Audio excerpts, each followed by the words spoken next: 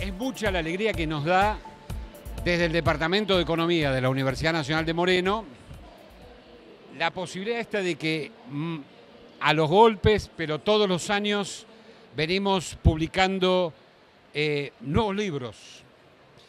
No solo eso, sino que estos libros representan bastante bien sueños materializados nuestros. En este caso particular, dos de las obras que salen en estos días, que tienen mucho que ver con la tradición de la economía política clásica. ¿Lo bien? Que, bueno, varios y varias de los que estamos en la Universidad de Moreno, nos parece que sigue siendo un enfoque, una tradición, un marco que tiene mucho para dar en la actualidad aún. ¿Está bien? Bueno, en principio, contarles que hoy tenemos dos compañeros de lujo, son compañeros invitados de lujo que van a comentar básicamente el libro de un profesor de nuestra casa, el profesor Alejandro Fiorito, que es un trabajo sobre este autor que se llama Piero Raffa. Buenas tardes. Bueno, en primer lugar, el agradecimiento a la universidad, al rector Andrade, al decano Tavilla y a las autoridades en general por publicar este libro. La importancia del tema, realmente el libro es solamente un intento de hacer una difusión de algunos puntos donde Piero Raffa en 1960 presenta un revival de la teoría económica clásica que estaba totalmente transfigurada, tapada por una idea de neoclásico como continuación una de otra.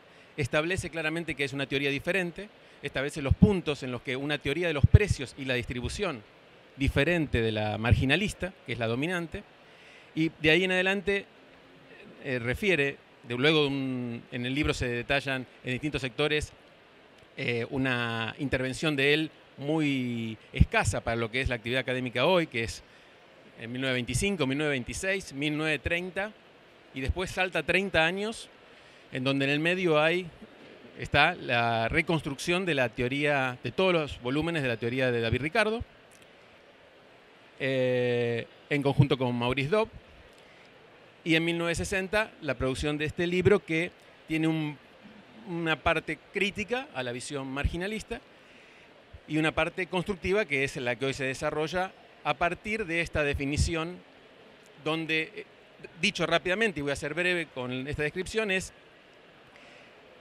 la oferta está explicando los precios, la demanda está explicando las cantidades. La crítica central a esto, de la visión marginalista, es la ruptura de la columna vertebral de la visión marginalista, que es el principio de sustitución factorial. Este principio de sustitución factorial es, dicho rápidamente, una colonización de la visión general por la cual, si uno piensa que un precio cae, inmediatamente va a subir la demanda. Esto para los factores, llamados factores de producción en la visión marginalista, se da automáticamente y por lo tanto si se quiebra esa columna, que es lo que ha hecho Raffa, directamente, y esto aplica a todas las versiones marginalistas, porque después de 1940 hay versiones neo-walrasianas, que son más complejas para explicar, pero que también aplica esta crítica, no solo a lo que es la función de producción agregada, sino a la desagregada, y que permite entonces, con una definición desde la oferta, desde los costos, explicar la construcción de precios, deja liberada a todas las versiones keynesianas, kalekianas, de actividad del Estado en pos de crecer la demanda para subir la producción, sin el peso de un sistema de sustitución factorial que hace que ponga límites, entre ellos el supuesto central que la economía se encuentra casi siempre llegando o estando en pleno empleo de recursos. Por lo tanto, cualquier demanda, inmediatamente, colonizada la opinión pública, cualquier demanda es inflación, porque hay más demanda siempre que oferta. Entonces, de alguna manera lo que dice el trabajo de Raffa es, no puede determinarse una oferta de capital, una cosa, una cantidad de capital, independientemente de la distribución del ingreso. No puede determinarse una demanda del capital, porque ante variaciones de la distribución del ingreso no puede dibujarse las famosas curvas en X de Marshall, o la curva es dependiente negativa de demanda de factores. Por lo tanto, no hay oferta ni demanda de factores, por lo tanto no hay una posición de equilibrio de qué cantidad de capital, y por lo tanto tampoco va a ser posible la cantidad de trabajo por oferta y demanda.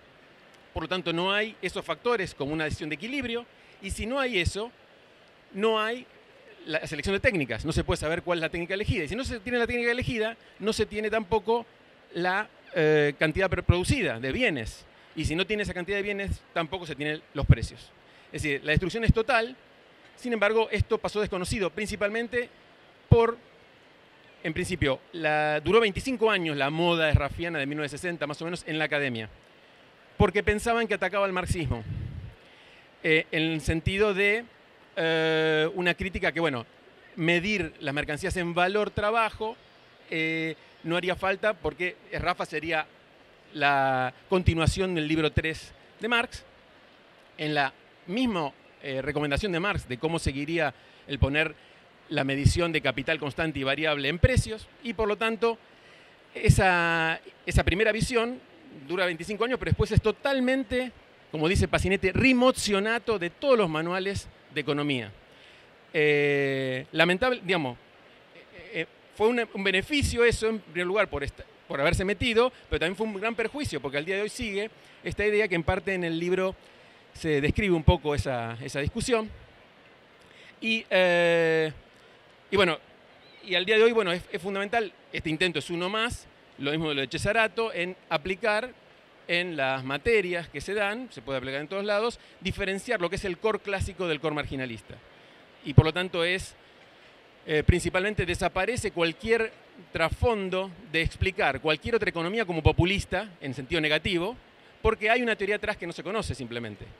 Digamos, generalmente lo que hoy se conoce en la academia es que puede haber cátedras marxistas o directamente de economía, más o menos, y todos caen en un manual, que todos son marginalistas, en tanto todos tienen el supuesto de principio de sustitución factorial.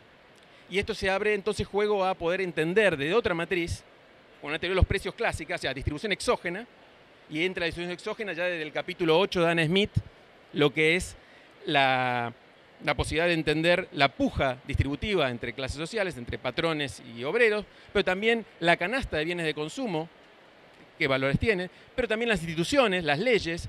Esa pelea por la Constitución también se expresa en un mayor o menor salario, la cantidad de gremios más potentes, menos potentes, fundamentalmente. Todo ese conjunto define una exogeneidad al salario, a la distribución del ingreso, y esa es la diferencia central con la visión marginalista, que la deduce de una idea de oferta y demanda con principio de sustitución factorial.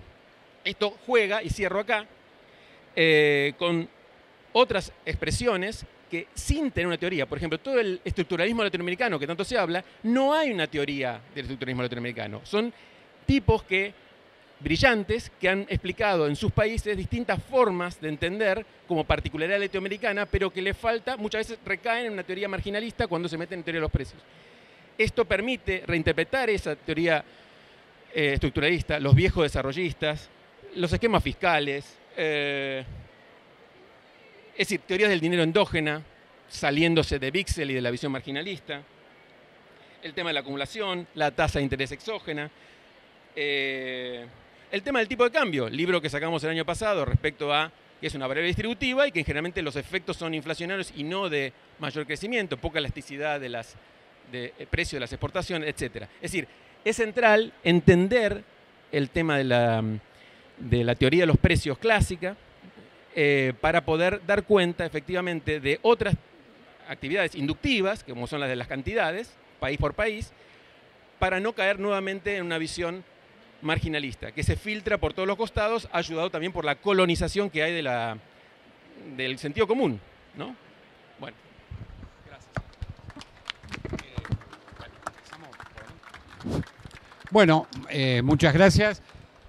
Presento y agradezco la presencia de Emanuel Álvarez Agis. Empezamos por vos. Bueno, Emanuel fue viceministro 2013-2015, si mal no recuerdo, además de otros cargos como funcionario económico. También coordina la carrera de Economía de la Universidad de Florencio Varela, Arturo Jaureche. Actualmente es socio fundador y también, claro, de la consultora P×Q, y además está encargado del área de macroeconomía, ¿está bien? Así que bueno, vamos con él y después seguimos con... Bueno, gracias, bienvenidos. Cuando Alejandro, debo confesar, cuando me invitaron a hablar de Rafa, y me preocupé. Y cuando me mandaron el libro me preocupé más, digamos, porque era obviamente un desafío. Antes de entrar en el libro y compartiendo lo que se decía recién sobre la importancia de la divulgación, de la popularización de aportes como el de Rafa, y además reconociendo el esfuerzo de una universidad, de un autor en este contexto de escribir un libro, pero además, como técnica para que esto se llene de gente, pido un fuertísimo aplauso para el autor del libro y para la Universidad Nacional de Moreno. Siempre es bueno meter, esto lo aprendí un payaso en Florida, ahí en el medio del obelisco, que decía aplaudan que así viene más gente y deja guita. Dicho esto, la verdad que me quiero animar a hacer un ejercicio un tanto osado, que es preguntar ¿para qué sirve esto? O sea, ¿cuál es la consecuencia práctica de Rafa? ¿Cuál es la consecuencia práctica de discutir, estudiar, pensar un sistema de ecuaciones para los cuales cuando nosotros estudiábamos economía teníamos que mirar un par de teoremas de álgebra que no te enseñaban en álgebra, porque básicamente álgebra no estaba pensada para entender a Rafa porque en el tronco de la carrera no estaba? Entonces había que invertir matrices y uno decía, sí, yo tenía un profesor medio loco que me enseñó a invertir matrices, pero dice que ya no importa porque lo hace una calculadora. Bueno, digamos, en ese sentido, todos los que nos encontramos con la obra de Rafa, intentamos profundizar en la obra de Rafa, lo tuvimos que hacer de costado. Entonces, una de las principales consecuencias prácticas de este libro es que no importa cómo se llame la materia en una carrera de grado, se puede llamar microeconomía, se puede llamar economía 1, se puede llamar teoría de los precios, se puede llamar como se puede llamar, pero cuando un alumno quiera entender básicamente el concepto más importante de una economía capitalista, que es el precio, que es la cuestión fundamental mediante la cual, ¿no?, todos nos relacionamos, o sea, por qué hay guita, por qué hay precios, por qué hay producción mercantil, por qué hay desempleo. Este es un libro donde cualquier profesor se puede apoyar para empezar a hacer esa tarea. Porque aunque ustedes no lo crean y hagan el ejercicio, sino cuando una sobrinita a mí me pregunta, tío, ¿por qué hay precios?, a mí se me complica explicárselo. Y digamos, uno tendría que decir, bueno, porque la productividad marginal de no sé qué, y la verdad que uno siempre se queda medio ahí trastabillando, tratando de explicar el concepto fundamental de la economía, que es por qué hay precios. Digo, obviamente no es el único, de ahí se desprenden un montón de consecuencias, pero quiero ir más al punto, ¿Por qué es importante este libro y por qué es importante la teoría del excedente? ¿Por qué es importante la teoría clásica? ¿Por qué es importante la teoría de Rafa? Bueno, principalmente porque cuando Rafa se topa con el problema de determinar los precios, de entender de qué dependen los precios, hace algo que fundamentalmente es la primera crítica que se le hace a Rafa, que es, lo vamos a poner así, dejar algunas cosas adentro para explicar cómo se determinan los precios y dejar analíticamente algunas cosas afuera. Entonces, cuando por ejemplo uno deja afuera, toma como exógena, decimos los economistas, la distribución, eso no significa que no explica o que no piensa la distribución del ingreso, sino que, por ejemplo, para un teórico rafiano, que haya un sindicato grande no es una anomalía, no es una cosa que no tiene que ver con la economía, sino es un componente fundamental de su teoría de los precios, de la inflación y del excedente, por ejemplo. Segundo punto concreto, importante, si uno entiende que hay distintos tipos de variables distributivas, por ejemplo los salarios, pero por ejemplo también la tasa de interés. O sea, lo pongo así, ¿se imaginan si una parte importante de los argentinos y las argentinas se llegan a avivar que la tasa de interés es una variable distributiva y habiéndose avivado se enteran que la tasa de interés hoy es 74%? Se armaría un despelote. Digamos, porque estaríamos entendiendo que en esa política, en esa supuesta política antiinflacionaria, hay contrabandeada teóricamente una discusión y una resolución del conflicto distributivo. De la misma manera, en el libro que citaba Alejandro, imagínense si nos enteramos, en la teoría, no en la realidad, porque en la realidad nos enteramos todo el tiempo, que el tipo de cambio es una variable distributiva.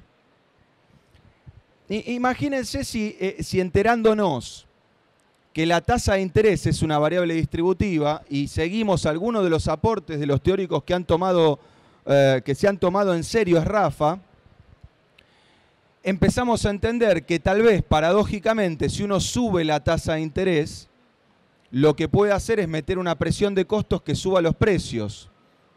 Y empezamos a descubrir paradojas tales como que sube y sube la tasa de interés y en vez de bajar la inflación, sube y sube la inflación. Una cosa que, si se llegan a enterar algunos que están haciendo la política económica ahora, quedarían absolutamente estupefactos, ¿no? Estupefactos. Entonces, esto que es resolver un sistema de ecuaciones, esto que es que entender cómo la técnica afecta a los precios, cómo las relaciones de producción afectan a los precios, cómo hay que pensar las cantidades por un lado y los precios por otro, cómo las condiciones de la oferta determinan la distribución del ingreso mediante un mecanismo de precios y cómo las condiciones y la dinámica de la demanda determinan el nivel de actividad en el cual el sistema se posiciona, tiene una consecuencia práctica directa, importantísima, es un parteaguas en la discusión.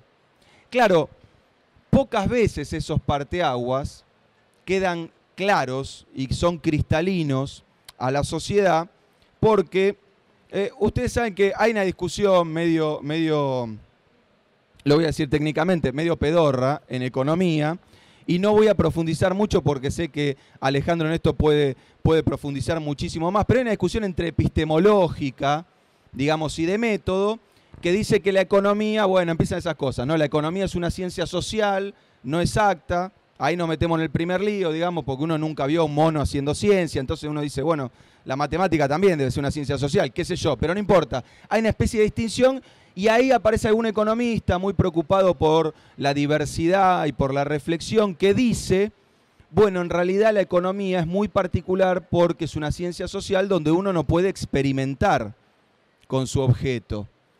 Claro, se arman unos líos porque pues uno agarra un astrónomo y el tipo experimenta con cosas que están a millones de años luz y vos genuinamente le podrías decir a un economista, deberías tener un poquito más de precisión que un astrónomo, ¿no? Que tiene el fenómeno tan lejos, que lo mira con un periscopio, con un telescopio que creo que si mirás tardás no sé cuánto tiempo en ver a no sé cuánto dónde. Bueno, es mentira. Los economistas hacemos experimentos. Todo el tiempo hacemos experimentos. La diferencia es que los laboratorios son países y los ratones son personas. Entonces, cuando los experimentos salen mal, pasa lo mismo que pasa cuando los ratones tienen un mal experimento, sufren un mal experimento, y bueno, el problema es que pasa de a millones. Por eso, este tipo de libros tienen consecuencias prácticas muy concretas. Pero además, en la historia, como siempre las cosas se dan un poquito lejos del ideal teórico, es difícil encontrar experimentos de laboratorio, lo pongo así ahora un poquito simplificado. Salvo este último tiempo que nos toca vivir, donde para mí estamos asistiendo a un experimento económico de laboratorio impecable si no fuera porque nosotros venimos siendo los ratones. ¿Qué tipo de experimento? Bueno, les quiero señalar uno solo, uno podría mirar varios, pero le quiero señalar uno solo que puso en cuestión si la teoría de los precios relevante para encarar el principal problema económico argentino es la de Sraffa o es la del equilibrio general balraciano o neo-balraciano.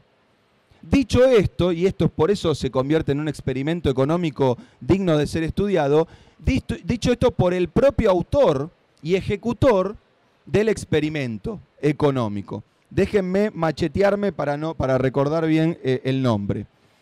En abril de 2016, ubíquense ustedes ahí, se celebró la reunión anual de la Academia Nacional de Ciencias Económicas. Y fue invitado a esta reunión anual que se hacen todos los años, este segmento también se puede llamar Generando Amigos, fue invitado Federico Sturzenegger, abril de 2016. Y Federico Sturzenegger tituló su intervención El uso del concepto de equilibrio general en su aplicación a la política monetaria. O sea, Un presidente del Banco Central, inaugurando su gestión en abril del 2016, decía: voy a explicar cómo el concepto del equilibrio general, o sea, lo que está en las antípodas de este libro, tiene una aplicación práctica a la teoría de la política monetaria y en particular a la teoría de la política antiinflacionaria. Y voy a citar el párrafo central de esa exposición que está colgada en la página del Banco Central y cualquiera lo puede mirar. Decía Sturzenegger: hagamos el ejemplo de un aumento de tarifas. Y decía: llevemos este evento al plano del equilibrio general. Allí el análisis requiere preguntarse algo más. En el ejercicio mental que proponemos hay un precio que sube, las tarifas. Pero por otro lado, incorporemos al análisis la restricción presupuestaria. Esa restricción se basa en que las familias tienen cierto ingreso nominal que no cambiamos, y ese es el ingreso que las familias tienen para gastar en todos los bienes. Entonces, dice Sturzenegger, abril de 2016, cuando un precio sube, las tarifas, es claro que la restricción presupuestaria implica que se puede gastar menos en los otros bienes y que el precio de estos bienes debería bajar. El resultado final, si asumimos que la demanda por saldos reales no cambia, es que los precios finales en promedio quedan constantes. En este caso, contestaría el economista que piensa en el equilibrio general: los efectos de las tarifas sobre los precios son nulos. O sea, dijo Federico Sturzenegger, tengo una teoría del equilibrio general que dice que la restricción presupuestaria, o sea, la guita que tenemos acá en el bolsillo las familias, es fija, entonces si subo las tarifas van a bajar el resto de los precios, tal que la inflación va a ser cero. Bueno, traje los números porque no se acuerdan, porque fue hace como 1000 años, pero la devaluación en 2016 fue 60%. Las tarifas subieron 1200%. La meta de inflación era 25% y fue 40%. Parece que el experimento natural de aplicar la teoría del equilibrio general a la política monetaria salió un cachito, déjenme decirlo técnicamente, como el orto. Algo falló. Sturzenegger no leyó a Rafa. Quiero decir, si lo hubiese leído, se lo hubiese tomado en serio, lo hubiese estudiado, por ahí zafábamos de tener 40 puntos de inflación y 3 puntos de recesión. Es interesante que Sturzenegger en esa misma intervención cita un personaje que inventó De Pablo. Un personaje muy interesante que inventó De Pablo. Y voy a citar de vuelta por última vez, para que no me echen, a Federico Sturzenegger. Decía Sturzenegger: la exposición de Pablo empezaba con las desventuras de Juan Carlos Falacia, un personaje que entendía mal la economía y siempre terminaba patas para arriba. O sea, vino Juan Domingo Perdón, nos puso a Juan Carlos Falacia en el Banco Central y terminamos todos patas para arriba, no solo el presidente del Banco Central. Por eso este tipo de libros es tan importante, porque, como decía mi tocayo, Kant, no hay nada más práctico que una teoría. No hay nada más práctico. Vos te sentás ahí en el Banco Central y decís: che, ¿qué pasa si subo las tarifas? No es que mandás un tipo a hacer la cuenta. Tenés que tener un esquema mental de pensamiento, una teoría que te permita guiarte en tu acción. Por primera vez encontramos a una persona cuya teoría era que en Argentina, no, porque si lo decía en Suiza, qué sé yo, pero en Argentina el tipo dijo: si suben las tarifas, todos los otros precios bajan, tranquilo que la inflación va a ser cero. Le creyó el presidente, le creyó el equipo económico y nos pegamos el peor palo en años. En años. Por eso estas discusiones de ecuaciones, de gente que escribió en los 60, en los 20, no tienen que ver con alguna especie de onanismo académico que nos lleva a revisar autores, citar, ver en qué día se publicó el libro, con quién charlaba, sino que tiene consecuencias prácticas increíbles. Si uno leyó a Rafa, piensa que el tipo de cambio es una cosa. Si uno leyó a Balrá, piensa que el tipo de cambio es otra. Si uno leyó a Rafa, piensa que la tasa de interés es una variable distributiva. Si uno leyó a Balrá, piensa que refleja o debe reflejar la productividad marginal del capital. La pregunta es: ¿dónde está la productividad marginal del capital en Argentina, que con 74% de tasa todavía no le alcanzamos? ¿Alguien lo pensó a eso? Uno dice: che, hay que invocarle a la tasa natural de interés. Bueno, parece que está como en 195% la productividad marginal del capital, porque no logramos poner la tasa de interés monetaria de acuerdo a la productividad marginal del capital. Por eso creo que cuando uno mira este libro, ve un tipo acá con una cara rara, un apellido extraño, la otra vez lo mostraba en tele y uno de los camarógrafos me decía, ¿qué es el nombre de tu perro? ¿Es Rafa? ¿Quién es ese? Bueno, esto es lo que define el día a día de todas las argentinas y los argentinos. La teoría económica es la discusión relevante para entender qué hace el Banco Central, qué hace el fisco, qué hace el ministro, qué rol tienen los sindicatos, si hay que devaluar, no hay que devaluar, si hay que subir los salarios, no hay que subir los salarios. La verdad que la valentía que ha tenido Alejandro en escribir este libro y en particular escribirlo para usarlo en clase, porque se nota que está así escrito, para mí es valiosísimo porque esto no se va a dar nada más en la Universidad Nacional de Moreno, les aviso, se va a dar también en la Jaureche y esperemos que se dé en muchas otras universidades que realmente nos empiecen a permitir pensar con un herramental un poco más adecuado para enfrentar los problemas que venimos teniendo en Argentina. Muchas gracias y nuevamente felicitaciones, Alejandro.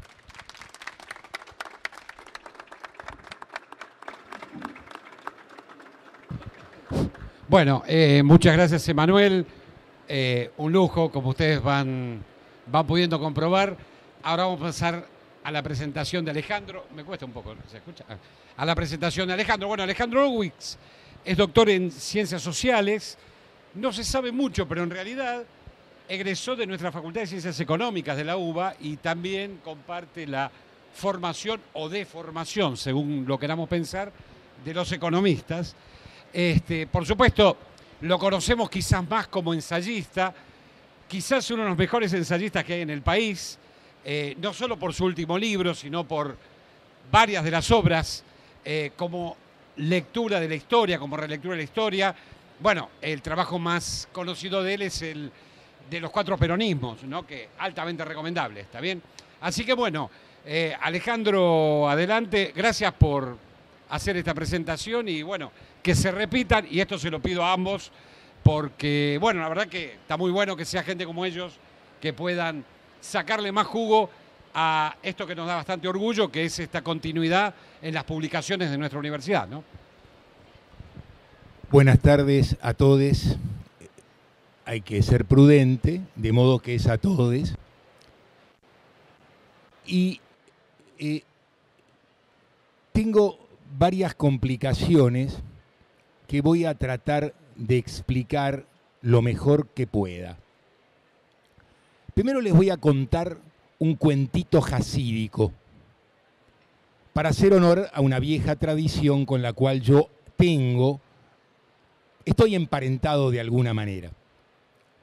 Resulta que en un pueblito de la Europa Oriental sumamente pobre había un campesino, digamos así, no era exactamente un campesino, era un pobre de un pequeño shtetl, un pueblito, que, por cierto, como era pobrísimo, tenía un asno y tenía que reducir su ración de pienso, no tanto por la teoría económica, sino fundamentalmente porque el hombre era pobre y tenía que determinar si el pienso era para el asno o el pienso era para él.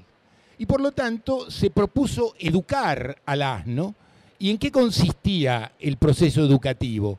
En reducir diariamente la ración hasta que el asno llega a recibir un grano por día. Y en el momento en que recibe el grano por día, el asno se muere, obviamente, y el campesino dice, qué mala suerte, justo cuando estaba por aprender, se muere. La pregunta es, ¿nuestro campesino es walrasiano o es esrafiano? Ustedes podrían decir que yo estoy jodiendo. Pues no, no estoy jodiendo y el tema es clave. Si le preguntaran a Sturzenegger cuál es la tasa natural al cual hay que alcanzar, Sturzenegger diría que evidentemente el 74% no alcanza. Es cierto que si subimos la tasa más allá, el campesino, es decir, la sociedad argentina, se muere del primero al último.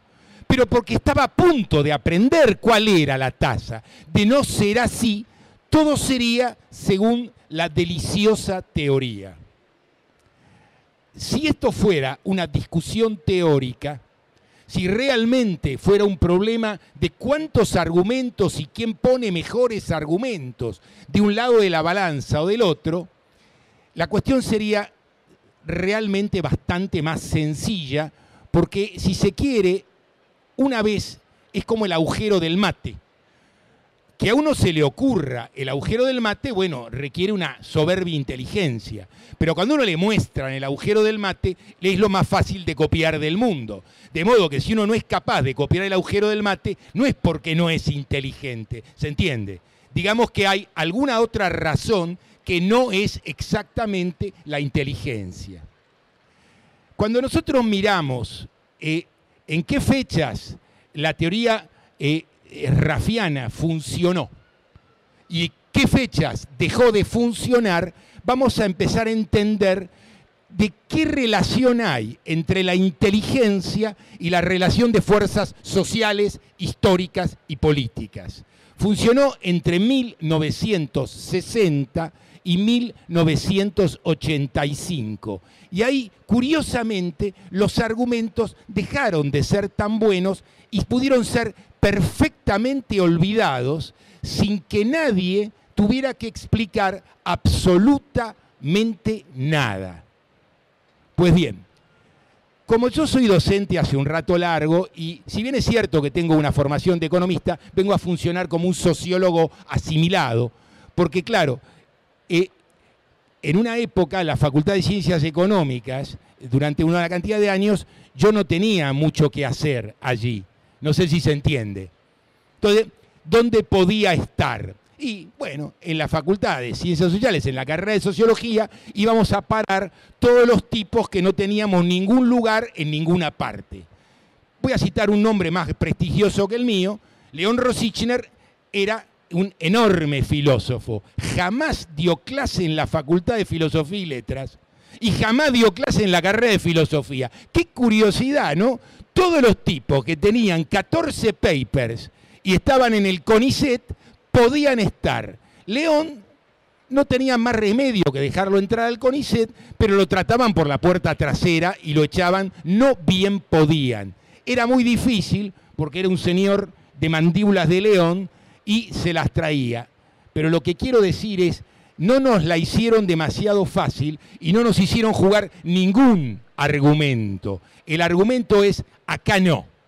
Y entendimos, acá no. Entonces vamos a mirar de nuevo lo de las fechas y el conocimiento.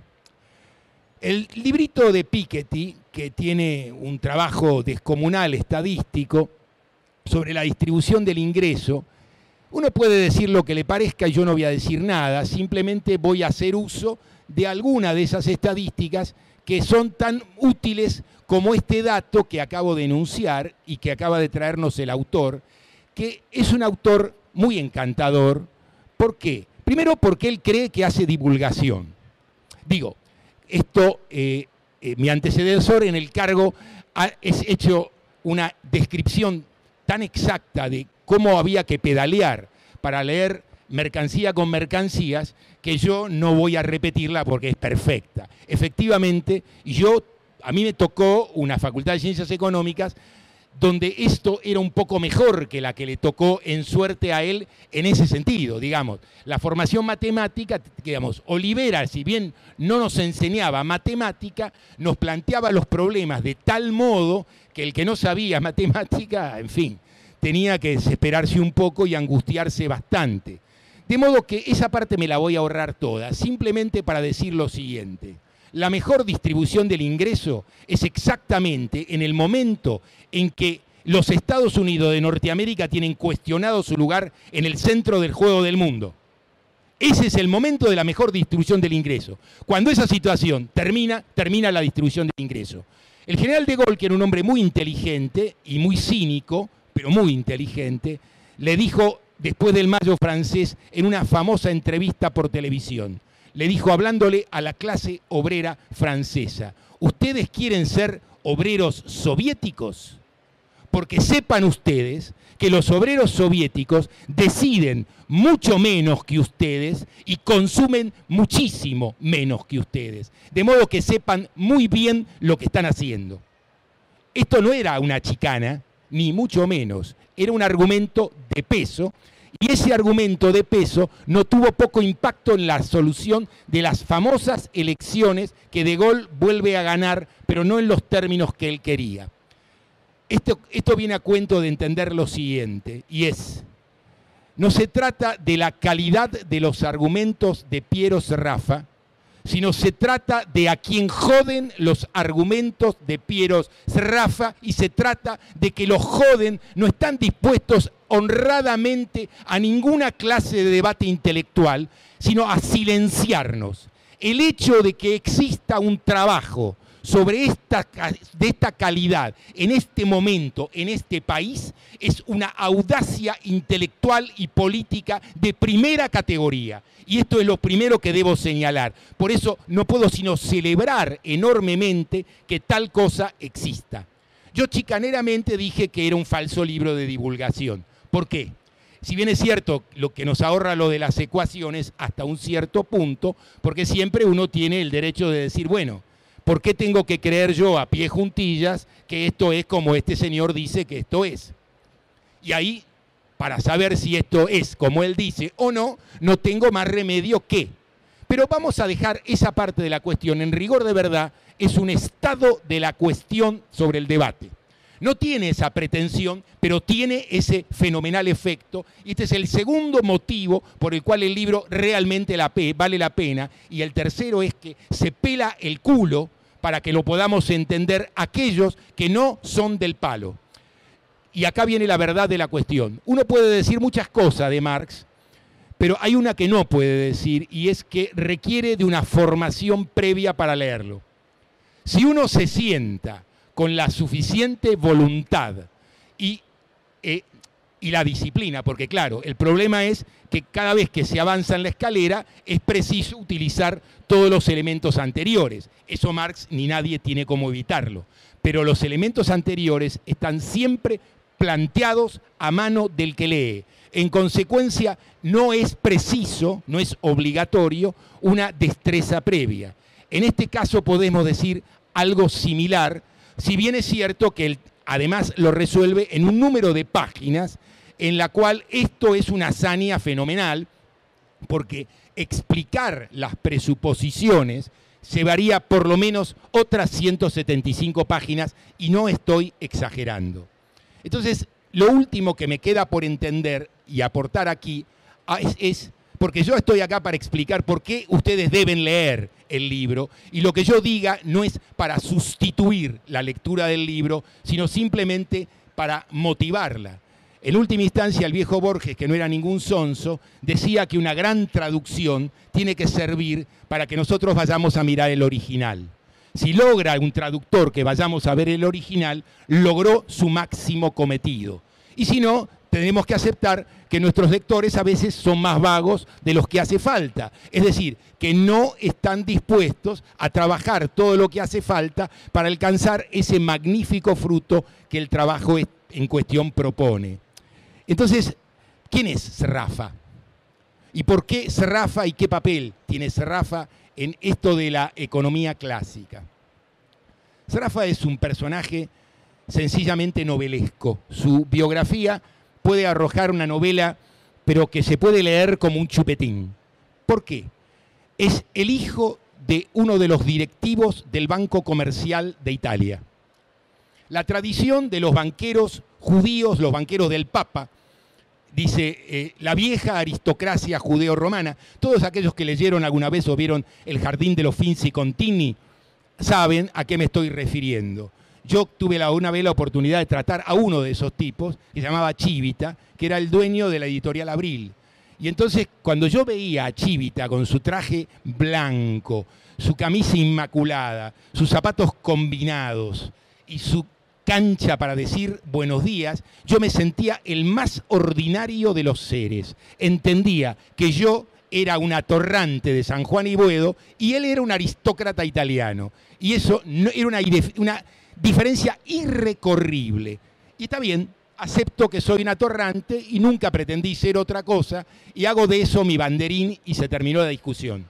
Pero Sraffa es un aristócrata que nace en el corazón del sistema financiero italiano. Cuando nosotros leemos las cartas de Gramsci, vamos a ver que cuando Gramsci le escribe a su cuñada, le dice que le pide el libro tal y el libro cual y el libro tonte. Entonces uno dice, ¿cómo hace este pibe para pagar la cuenta?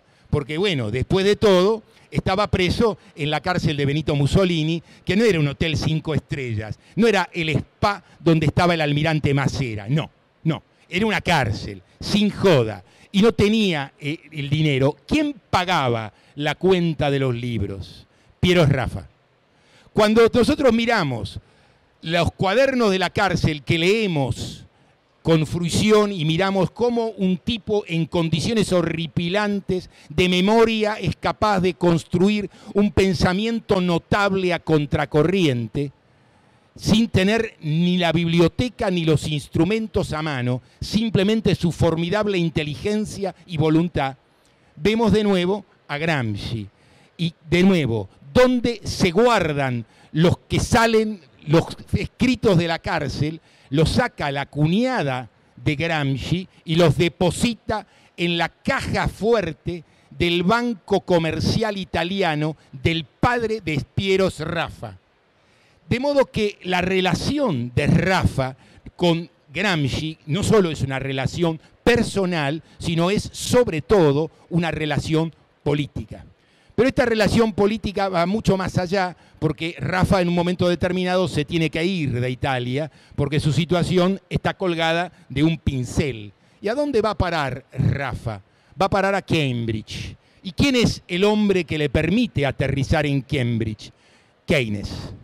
Cuando uno mira un librito de Schumpeter que se llama 10 grandes economistas de Marx a Keynes, uno mira a un señor que también sabe, conoce la economía clásica, pero tiene algo de ese dejo que los economistas profesionales muy inteligentes tienen respecto a Marx, a quien no consideran un economista profesional, sino un tipo que hace filosofía económica, teoría general, en fin. Un tipo que nosotros leemos, pero que no es del palo en definitiva, no es un hombre de los nuestros. Y ese tonito que tiene Schumpeter, que lo tiene con enorme respeto y con muchas de las diferencias, cuando uno mira la relación entre Keynes, que plantea de alguna manera implícitamente Schumpeter, y Marx, el término de la relación entre Keynes y Marx es Sraffa.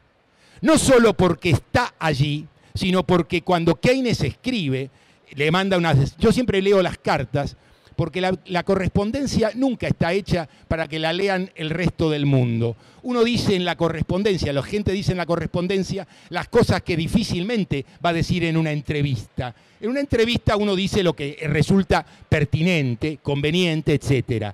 En una carta uno dice otras cosas y por lo tanto permite otras cuestiones. Keynes le dice a su madre: mamá, Piero vio el libro, hizo críticas menores, estamos del otro lado del río. De modo que la intervención de Sraffa en la conceptualización de Keynes no es una cuestión menor y el lugar de Sraffa en este negocio tampoco. Como el tiempo es tirano como en la televisión, redondeo y cierro. Digo, realmente, si algo nos enseña la lucha de clases, es que los libros, como hechos políticos, también están sujetos a este vaivén.